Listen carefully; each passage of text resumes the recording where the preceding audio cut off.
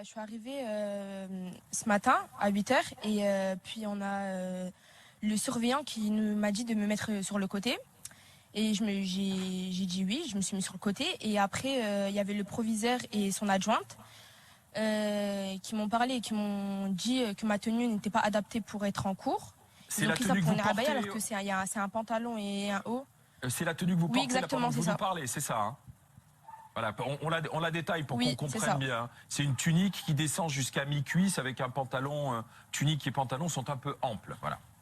Le débat autour des tenues à l'école ne fait que commencer. Pour cette enseignante, certaines élèves musulmanes contournent déjà l'interdiction de l'abaya. Donc le corps, vous allez le couvrir avec une abaya, vous allez le couvrir avec une chemise ample portée sur un pantalon fluide large. Vous allez pouvoir même le porter, enfin l'afficher avec un sweat pour couvrir la tête et couvrir les mains. C'est une abaya Il m'a dit que ma tenue n'était pas adaptée. Non, ce n'est pas une abaya, c'est un t-shirt et son pantalon. Moi, c'est un ensemble avec un pantalon et son t-shirt. Est-ce que vous aviez conscience que votre tenue pouvait prêter à confusion? Bah non, pour moi non. Ce n'est pas une tenue religieuse pour vous? Mon cœur s'est emballé. J'ai tout de suite pensé qu'il était arrivé quelque chose de grave à mon enfant. Et de là, je retrouve ma fille qui me dit qu'elle a été mise à l'écart en salle de colle pour le simple motif qu'elle portait un kimono. Au lendemain de la rentrée scolaire marquée par l'interdiction de l'abaya, Non, bah je prie pas avec, je fais rien, je fais du sport avec, je fais rien de plus. Mais par exemple, l'année dernière, vous veniez avec ce genre de tenue à l'école sans problème? Oui, je le mettais en plusieurs coloris et il y a personne qui m'a jamais dit quelque chose. Alors pourquoi est-ce que vous mettez ce genre de tenue ample, justement Des vêtements en vente dans de grandes enseignes de prêt-à-porter.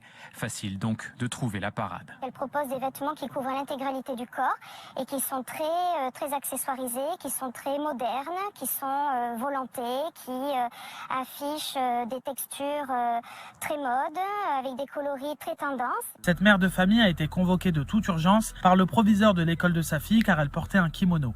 Donc elle portait ce jour-là un pantalon, un t-shirt et un kimono léger et ouvert. Donc il m'a répondu qu'elle portait un kimono et que le kimono provenait du Moyen-Orient et qu'en plus il était de couleur crème. Et il lui a demandé quel était le problème avec la couleur crème. Et il m'a répondu qu'en islam les couleurs avaient une signification et que le crème en faisait partie. Nassima? Bah parce que c'est de la mode et que ça me plaît. Vous portez le voile également? Oui, c'est ça. Et le voile, vous l'enlevez avant de rentrer à l'école? Oui, je l'enlève tout le temps. Quand il me demande c'est pas quand il me demande, quand je viens en cours, je l'enlève tout le temps. Mais est-ce que vous préférez ces tenues amples parce que ça cache un peu vos formes ou pas?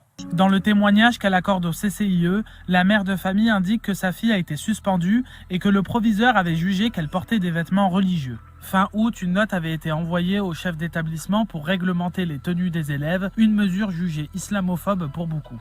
Hormis les vêtements, Marie s'attarde désormais sur ce qu'elle définit comme des marqueurs identitaires. Le refus de la mixité au sein de la classe, c'est-à-dire que les filles vont rester entre filles, elles vont refuser de se mettre à côté de garçons. Le refus d'enlever le hijab qui est porté systématiquement autour du cou, donc si elle refuse de l'enlever, qu'elle refuse de le mettre au fond du sac, qu'elle refuse de le poser sur la table, qu'elle refuse de le mettre à un dossier de chaise. À Lyon, c'est une lycéenne de 15 ans qui affirme également avoir été exclue pour avoir porté un kimono ouvert au-dessus de son jean. Non, même pas, c'est de la mode, c'est ce qui est en tendance et j'aime ça. D'accord. Et cette tendance, vous la voyez où? D'où elle vient? Bah de partout, on peut voir les jeunes filles de plus en plus habillées comme ça. Où ça? On me voit ça partout. Où ça? Sur les réseaux, dans la vie. Quel type de réseaux sociaux? Quel type, s'il vous plaît, Nassima? Une idéologie partagée par les salafistes et les frères musulmans, présente dès le plus jeune âge. Ça commence déjà très petit avec les écoles maternelles. Les enfants en pleurs à qui on expliquait qu'ils allaient brûler en enfer s'ils ne faisaient pas leur prière dans la journée.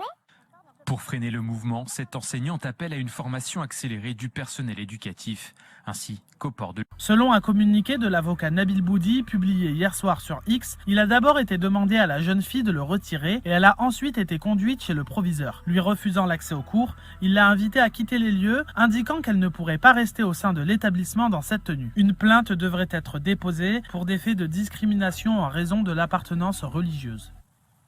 Dans tous les réseaux sociaux, TikTok, Snap, Instagram, Twitter, tous les réseaux sociaux. Mais vous nous avez dit vous étiez musulmane, vous portez le voile. Est-ce que cette tenue est liée à votre religion? Est-ce que, je sais pas, vos copines musulmanes portent ce type de tenue? Est-ce que vous connaissez d'autres amis qui ne sont pas musulmanes et qui portent ce type de tenue? Oui, j'ai des copines non musulmanes, non voilées qui portent cette tenue. Comment vous Il y a l'appelez? personne qui leur a dit, C'est pas il y lié a à la personne qui leur a religion. dit quelque chose. Ah bon, Non, vos c'est pas amis... lié à la religion, il n'y a rien de religieux avec cette tenue. Non, mais attendez, vos amis qui portent ces tenues qui ne sont pas musulmanes peuvent rentrer dans l'établissement? Oui, voilà, mais ma copine ce matin est rentrée avec la même tenue en gris, et, sauf que sa tenue, elle était sans manches. Il n'y a personne qui lui a dit quelque chose. Ce matin, il y avait encore une fille avec un kimono, et elle avait fermé, ça faisait comme une abaya, et il n'y a personne qui lui a dit quelque chose.